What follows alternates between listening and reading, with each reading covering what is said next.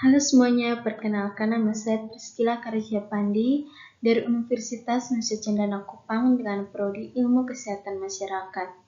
Pada kali ini saya bertugas untuk menyelesaikan ujian akhir semester saya dengan melakukan surveillance kesehatan masyarakat dengan melaporkan data surveillance kepada Dinas Kesehatan Provinsi. Yang pertama, saya akan melaporkan data kepada staf Dinas Kesehatan Provinsi, yaitu data surveillance penyakit DBD di Puskesmas X dari tahun 2014-2018. Sebelumnya saya ingin menyampaikan bahwa mengapa nama dari Puskesmas ini saya memberikan data X, memberikan huruf X. Ini disebabkan karena dalam pengumpulan data ini saya membuatnya secara sendiri tanpa mendapatkan dari fasilitas kesehatan terdekat, sehingga saya menyusunnya sendiri. Yang pertama, saya ingin memberitahukan kepada staf Dinas Kesehatan bahwa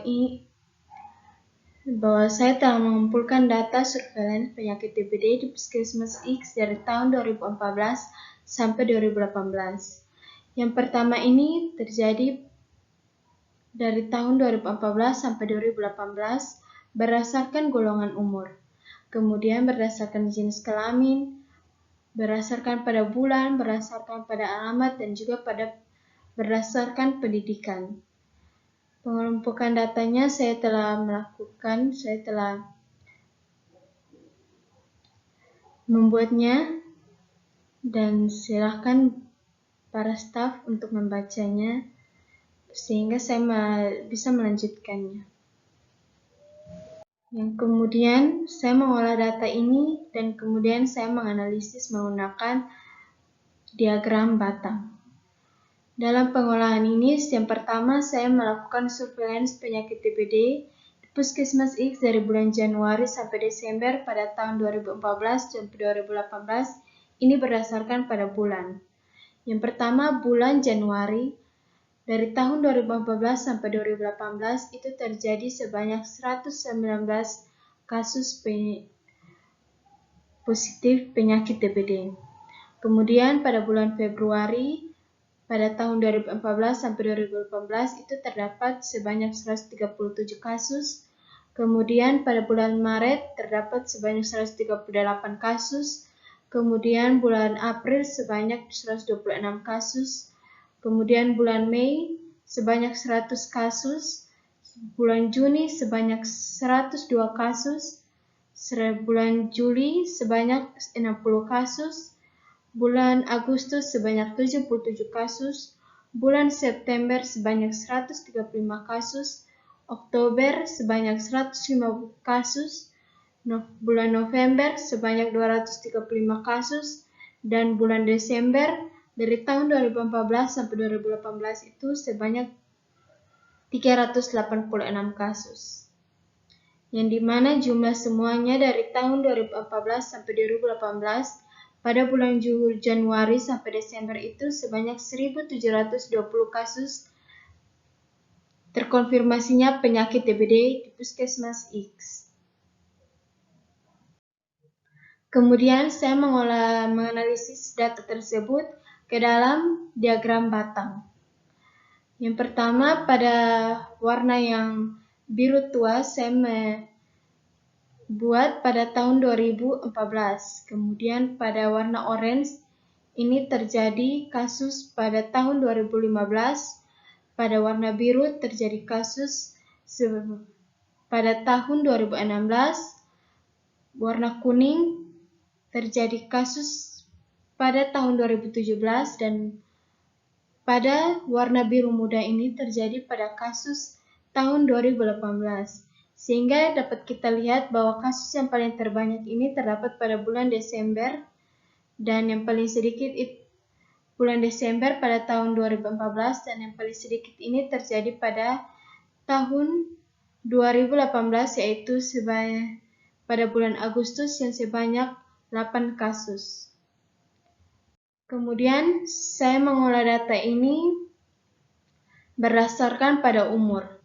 Yang pertama, kelompok umur dari bawah 1 tahun, dari tahun 2014 sampai 2018 ini sebanyak 56 kasus. Kemudian kelompok umur 1 sampai 4 tahun sebanyak 356 kasus. Kemudian pada kelompok umur 5 sampai 14 tahun sebanyak 581 kasus.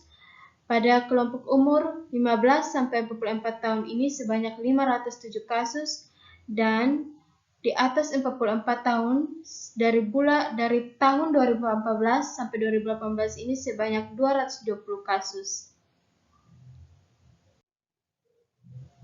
Kemudian saya mengolah data tersebut ke dalam bentuk diagram batang, yang dimana yang telah saya sebutkan tadi warnanya sesuai dengan tahun di bawah pada diagram batang tersebut. Di sini kita dapat melihat pada diagram yang paling banyak kasus terjadi ini pada tahun 2014.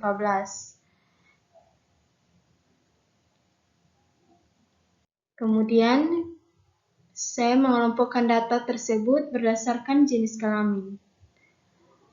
Pada jenis kelamin laki-laki ini terdapat sebanyak 1014 kasus dari tahun 2014 sampai 2018.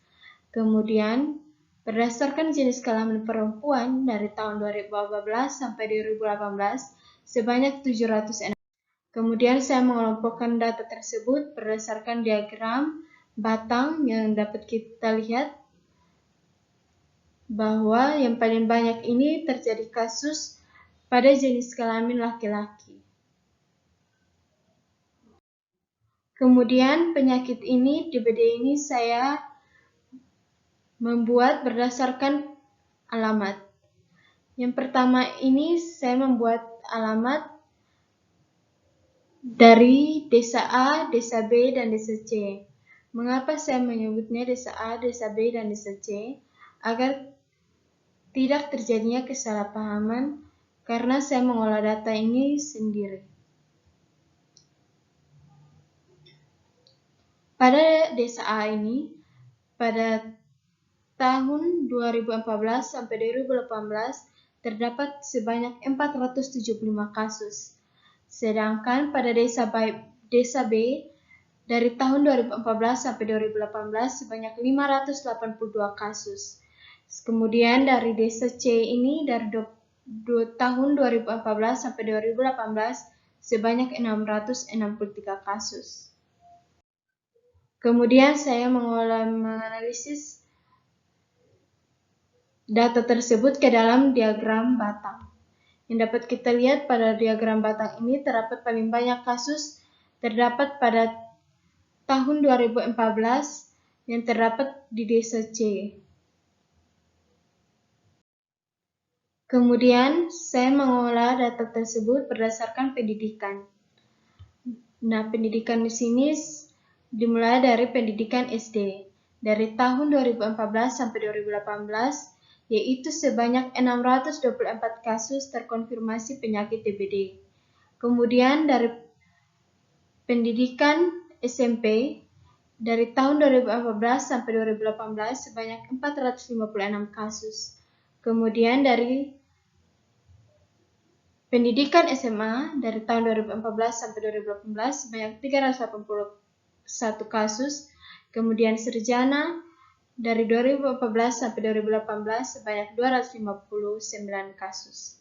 Yang dimana saya menyusun atau menganalisis data tersebut ke dalam diagram batang. Yang dimana dapat kita lihat diagram batang ini yang paling banyak terjadi yaitu pada pendidikan di SD pada tahun 2014. Kemudian saya menginterpretasi data tersebut. Yang pertama, yaitu jumlah kasus penyakit DBD di Puskesmas X dari tahun 2014 sampai 2018 berdasarkan pada bulan. Dari data yang telah kita lihat pada penyakit DBD di Puskesmas X dari bulan Januari sampai Desember di tahun 2014 sampai 2018, pada angka kasus penyakit DBD yang paling tinggi terjadi pada bulan Desember dengan sebanyak 326 kasus, dan yang paling sedikit terjadi pada bulan Juli sebanyak 60 kasus yang terkonfirmasi penyakit DBD. Angka kasus paling banyak pada bulan Desember ini dapat disebabkan karena mengalami musim hujan, sehingga dapat membuat faktor pembawa penyakit DBD ini, yaitu Aedes aegypti, dapat melakukan perkembangbiakan melalui tempat genangan air, dan pada bulan Juli yang mengalami kasus paling sedikit disebabkan karena tidak adanya musim hujan, sehingga tidak terjadinya genangan air yang dapat membuat untuk nyamuk pembawa virus dapat berkembang dan dapat menularkan kepada orang lain. Tetapi walaupun masih adanya kasus pada bulan Juli ini, dapat disebabkan karena masyarakat masih melakukan penampungan air dan tidak mengurasnya, sehingga membuat nyamuk tersebut dapat berkembang biak. Kemudian yang kedua, jumlah kasus penyakit DBD di Puskesmas X tahun 2014 berdasarkan umur. Pada angka kasus yang paling tinggi terjadi pada umur 5-14 tahun, yaitu sebanyak 581 kasus, sedangkan kasus yang paling sedikit berdasarkan umur tersebut pada golongan umur di bawah 1 tahun sebanyak 56 kasus. Angka kasus paling banyak berdasarkan umur 5-14 tahun ini disebabkan karena anak-anak suka untuk bermain di luar rumah bersama teman-teman tanpa melakukan pencegahan dan memakai lotion anti nyamuk, dan juga memakai pakaian panjang sehingga membuat nyamuk dapat mudah untuk menggigit anak-anak pada usia tersebut. Sedangkan kasus yang paling sedikit itu terjadi pada usia di bawah 1 tahun, yang disebabkan oleh anak-anak ini masih belum melakukan aktivitas sendiri, sehingga membuat orang tua lebih fokus memperhatikan dan melakukan pencegahan dan memakai minyak anti nyamuk atau minyak yang biasanya kita sebut dengan minyak telon, memakai pakaian panjang dan kulambu. Walaupun masih adanya kasus pada umur di bawah 1 tahun ini dapat disebabkan karena faktor ekonomi yang rendah dari orang tua untuk dapat bisa membelikan anaknya pencegahan dengan membeli minyak anti nyamuk ataupun kulambu. Kemudian yang ketiga ini jumlah kasus penyakit DBD berdasarkan pada jenis kelamin, yang dimana pada angka kasus yang paling tinggi terjadi pada jenis kelamin laki-laki, yaitu sebanyak 1014 kasus, sedangkan kasus yang paling sedikit terjadi pada jenis kelamin perempuan sebanyak 706 kasus. Angka kasus yang paling banyak terjadi pada jenis kelamin laki-laki. Ini disebabkan orang tua tidak memperhatikan anak laki-laki ketika sedang beraktivitas di luar rumah, baik itu di dalam bermain ataupun bekerja, tanpa memakai pencegahan dengan memakai lotion anti nyamuk dan pakai pakaian yang panjang, sehingga kesempatan untuk terkonfirmasi penyakit DBD ini menjadi lebih tinggi. Sedangkan pada kasus yang sedikit terjadi pada jenis kelamin perempuan, yang dapat disebabkan karena perempuan lebih suka bermain di dalam rumah dan orang tua lebih memperhatikan anak yang berjenis kelamin perempuan.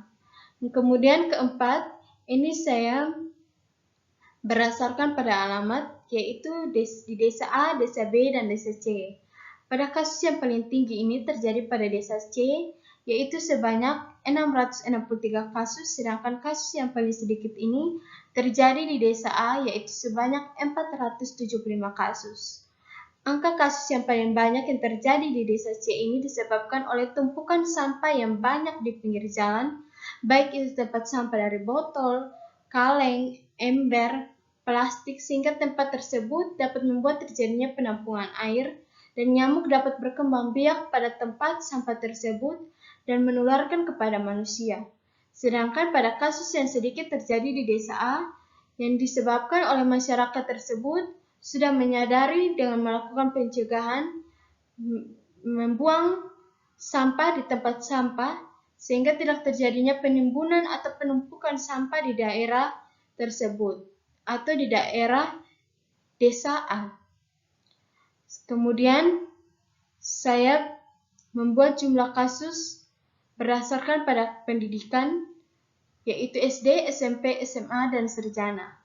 Pada kasus yang paling tinggi ini terjadi pada pendidikan SD, yaitu sebanyak 624 kasus, dan kasus yang paling sedikit ini terjadi pada pendidikan sarjana, yaitu sebanyak 259 kasus.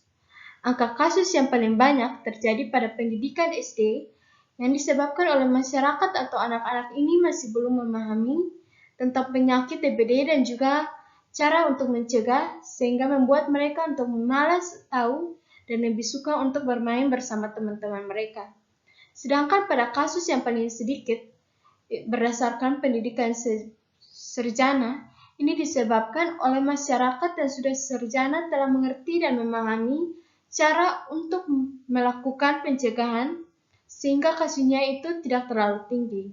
Walaupun masih adanya kasus ini yang pada kelompok sarjana ini dapat disebabkan karena masyarakat dalam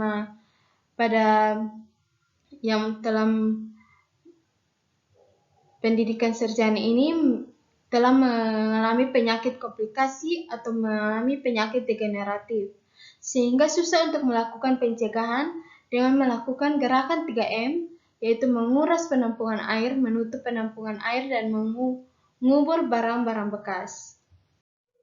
Kemudian dari data ini dapat kita ketahui bahwa terjadinya penurunan angka kasus penderita DBD di Kabupaten X dari tahun 2014 dan 2018 ini dapat disebabkan karena Puskesmas X ini telah melakukan pengedukasian tentang penyakit DBD yang baik kepada masyarakat sehingga masyarakat dapat mudah mengerti dan melakukan faktor pencegahan pada penyakit DBD ini. Dan juga terjadinya pembagian kulambu secara gratis kepada masyarakat.